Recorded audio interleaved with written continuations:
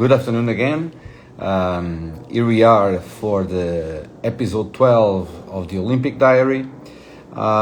Today we will analyze what happened on the first men's semi-final of Germany versus Spain, and then we will try to make some predictions, if it's possible, in this Olympics about the following game between Slovenia and Denmark.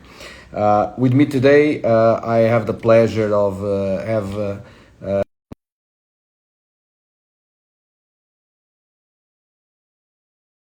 with me and try to make some predictions about what will be the next the next game. So, Dvir, good afternoon. Good evening. How are you? I'm very good. I'm very good. I was here saying that it's hard to make a prediction. I risk to say that this is the most exciting Olympic Games ever in handball. The games are thrilling, draws, last second drama. Wow, Dvir, wow. I was surprised that today we didn't have the overtime. Yes, we were talking about it in message. Yeah. Uh, and I told you that maybe Spain would win because they went over, but then Wolf happened. Like you say, this is the Olympic of the goalkeepers, right? Yeah. We see amazing performance from goalkeeper in the women's and the men's too. It's amazing how they can change the game. They decide the game. Wolf was not so good all the Olympic Games, but today he came and showed that he's one of the best. And I think that he decided the game not alone, but 70%. Usually we say 50% the goalkeeper. Maybe today it was Yeah, 70% of the team. because if you look at the court players, none of them none of them made an amazing game. None of them. But Wolf, 22 saves, 50% efficiency in the Olympic semi-final. Wow. If He you are was a with coach, eight saves in minute 20. yes, and 11 on halftime.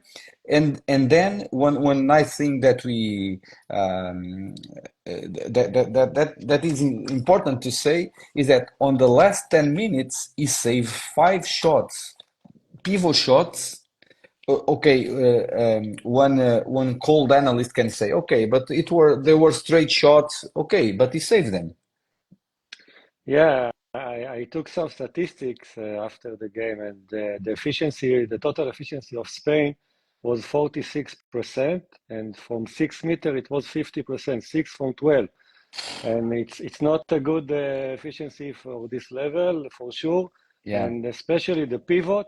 I missed Figueras yes. in this Olympic Games. It's according to the small roster of the Olympic rules, but they had the problems with the pivot. Yes, yes. The pivots are very strong. They are good on defense. But if you compare the pivots of Germany and the pivot from Spain, I think Gola made a very good first half. But he's a very complete pivot because he can do offense, he can do defense. Wow. Yes, but he's playing almost 60 minutes every game. I don't know how he has the power. Usually he's reaching around 80, 90% of his shots. Today he was from seven, but also he took three block shots. Yes. He's very important in the Wise. defensive game, Yeah. wise, very strong, and he's one of the leaders of this team. Yeah. Let me just here introduce some topics. Let's start by the beginning of the match. Germany 6-0, the normal, with one substitution. Spain with two substitutions and 6-0 as well. The Spanish were very into high pressure by the number two. They were doing a very, how to say this, a very interesting dynamics.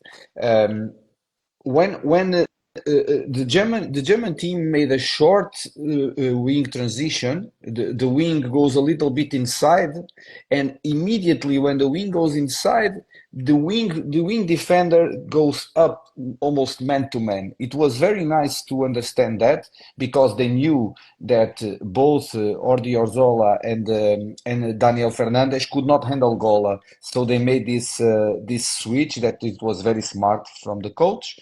Um, and the German 6-0, a very tight 6-0.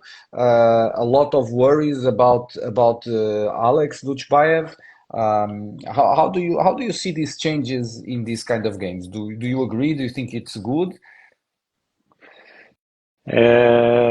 First, I want to say that it was low score game, and in my opinion, in my knowledge, it's good for Spain. Usually, they like the low score games. They like the Yes. defensive games. Usually, in the history, they won these games. And about the defense, both defenses were mostly, as you say, 6-0. They didn't change to 5-1, things like this. But the goalkeepers of Spain was not so bad. But if you compare them to Wolf, Yes. Yes. it was not the same level. And Spain wanted to find the mistakes of Germany, to collect the balls and run to the fast break. They just scored, I think, 5 goals from fast break with 1 goal to Germany. This is the Yes. difference. The the the offensive side of what we are talking is Germany tried and with very good quality.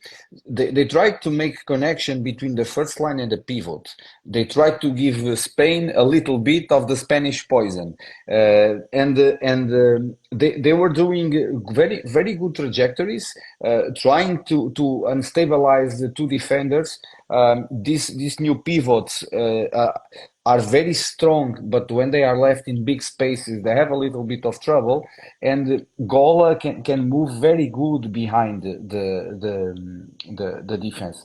And when they try to stop that, mostly after halftime, then Uksin appeared and scored two or three very nice goals, then make it hard. And the Spanish, how do they try, in my opinion, to to overcome the German defense. The Spanish try to make a lot outside blocks, and with Alex Dutchbaev going a little bit almost to the left back position to try to open that. Even on the halftime, we heard the coach saying, "Let's open. I understand Spanish. That's an advantage. Let's open the game, and when Casado or Tarrafeta go one on one, the pivot clears and try to make a big space." That's the Spanish game, right, Dvir? Yes, I wrote it in my highlights that usually Spain's playing with the wing transition and then open to 2 against 2 in the middle, or playing with the pivot. Or the third option is to isolate spaces for Casado, Tarafeta, or Alex. That was Yes. the main tactical highlight that I find. I want to say something about the pivot. I think that Yes. closed today they closed today Gola. They was Yes. prepared for this 2 against 2 game. And generally, I think that there is some trend in the handball that we see a lot of actions to close the pivot. It's not so easy to pass to the pivot. We see a lot of steals with passes to Yes. the pivot, and also the referees don't whistle every time that someone touched the pivot a little bit. And I recognize that some trend with it. It's a little different than before 2 or 3 years ago. Yes, I agree with you. And in Portugal, we used to have a Portuguese saying that the musician must play what the maestro says to. And so if the referees are not whistling, it's very wise from the players to try to arrange another kind of situations. But this trend that is happening now about the game of the pivots, in my opinion, is also because the pivots are moving a lot and they don't have time to position properly. If you looked at the Spanish game, when Alex goes to the middle, he tries to go one on one.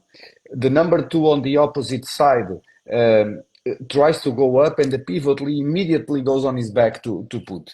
Let's look at here at the comment. Emily saying, but the pivot needs to go in the open space. The defender leaves when going up. Defender, yes, that's what I was saying. That the pivot is running a lot and not trying to go to spaces. Do you think it's a new trend that we need to work out? Yes, I listened to all your diaries, and one of your diaries you speak with one coach. I don't remember which of one of them, and he said about the Spanish pivot that they are big and strong, but they're not move too much, and compared to other pivot that move all the time in open spaces. Pivot that open spaces, it's I don't know if it's new, but it's a very deficient trend in handball. The pivots all the time open spaces for the other players, and you can see a lot of pivots that are not so big and strong, or they're big and strong, but they can move like Gola. Yes, They are not yes, only big and strong and standing in the middle and catch the ball and make the blow. yes. And I think the pivot position, like the goalkeeper position, is one of the main key positions of the game because it's the brain inside. He looks to the game in a completely different perspective than the other players. The new And playmaker. yes, yes. Of course, we work together, and you know my opinion about the pivot and the Yeah, importance that the pivot have. And we had the lucky to work together. For example, with Ormaman, that was very smart. And when they do that move that Orlevi puts the ball straight between one and two, and nobody was counting on that. I still remember yeah, that the move. Uh, combination. Yes, yes, yes. Their own combination. So, do you got surprised by this result of Germany playing without a real right wing going until the final? It's the first final in 20 years for Germany. First, I think that I saw it in the Euro also that they are making some progress with Gislason. They played good all the tournament. I can't say it on Spain, for example. Spain didn't play good all the tournament. Germany played in most of the games good. They scored a lot of goals. They have strong defense, good goalkeepers, and they have a lot of passion. They want. You see that they want. They have a lot of ambition. Young players with some experienced player, and they have also a future, a good future. Yes, if you look at the first line that they have with Kostner, with Knorr and Huxins, it's at least two more Olympics that they will play, maybe. Yeah, So, I want to say something about Knorr.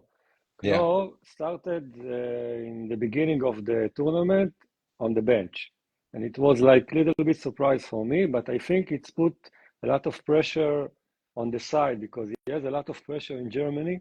That's the reason he's yeah, going to play in Denmark next season, not this season, yes, next season.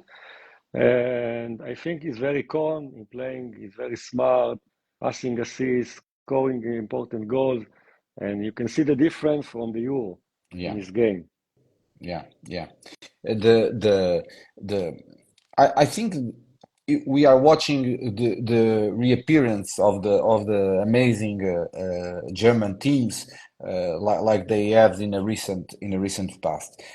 Spain, I think they were like you said, they didn't play the most beautiful handball this tournament. It's not their best. They arrived to semi-final even like that, but Yeah, I think the honestly the players are tired. a lot tired because the kind of game, for example, that Kielce plays, it's very tiring for the Duchbayev brothers, and they are playing all the time, a lot of games, and they arrive here completely tired, and you didn't see them playing.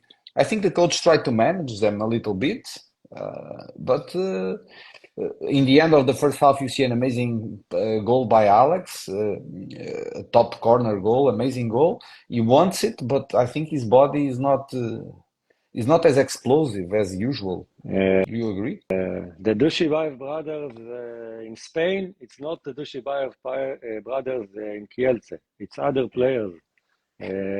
Alex is not giving the number that is bringing in Kielce. And Danny playing without confidence at all.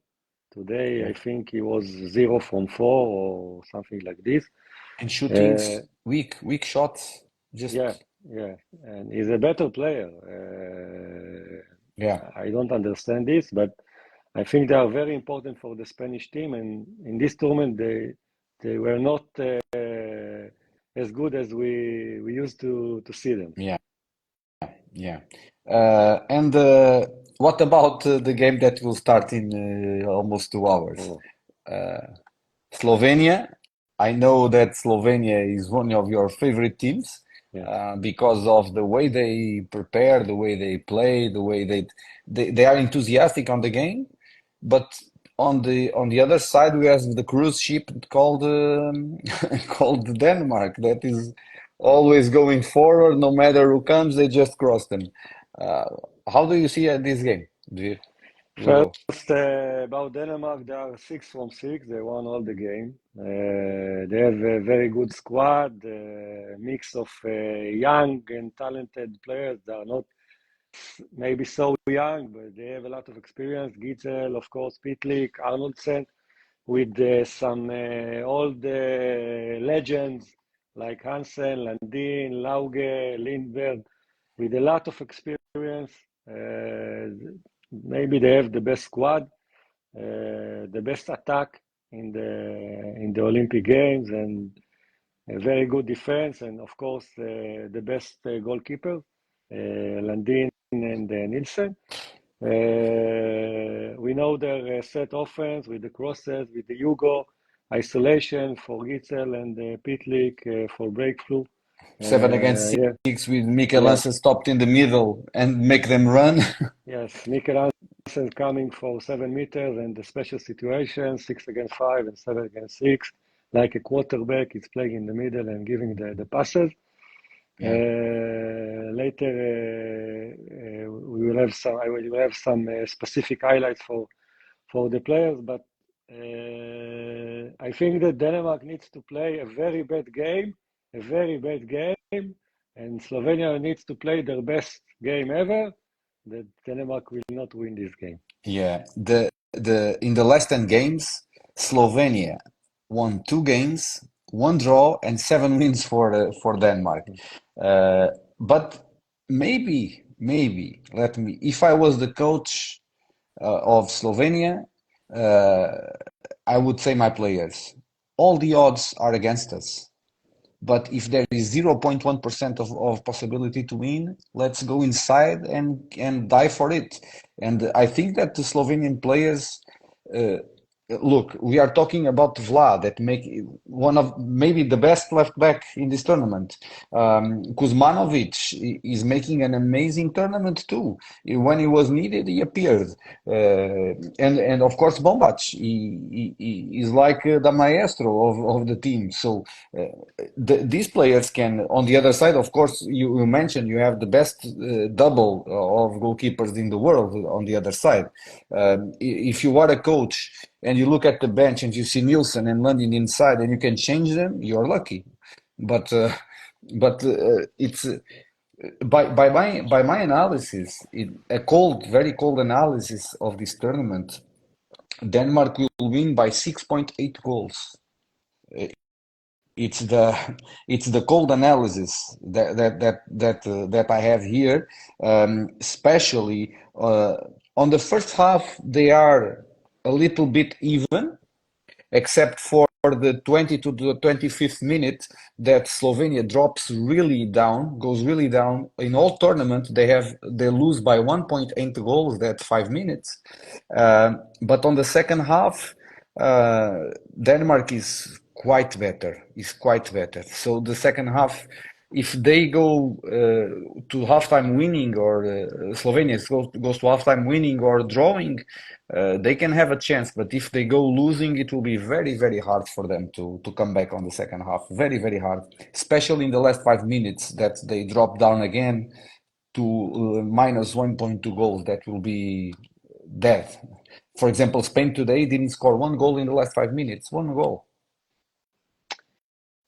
I want to talk a little bit about Slovenia. Yes, of course. Be my First, guest. they don't have what to lose today. They only can win. They don't have what to lose because everyone expecting the Denmark will win. Sure. Okay, if Slovenia will win, it will be a big surprise, the biggest surprise ever, maybe.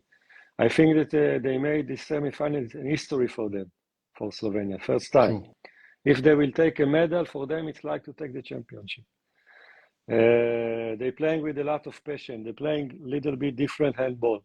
We talked in the past about this 6 against 5. They're playing 5 against 5 plus 1. Yes. They're playing 7 against 6 in the third wave. Yeah. They're bringing the seventh player in between the attack. They're doing different things. And if we are going to the players, Vlach usually is coming from the bench. He's not starting the game, usually most of the game. But he's scoring he scored 46 goals. It's 7.6 per game, and past 17 assists, almost 3 per game. And the second player, it's Jan. Jan starting as a right wing, like he playing usually in Barcelona, and then he moved to the right back. And this is the difference in the team. When the coach Urush changes position, usually they change the game. Jan scored 45 goals, 7.3 per game. This is the main two dangerous players on the attack. But as you say, they have Bombac, they have Zarabec, two very good playmakers. They have Dolnec, they have good wings. The goalkeepers are not the best in the championship, but they are good goalkeepers. And in one game, they can be very good. So they can.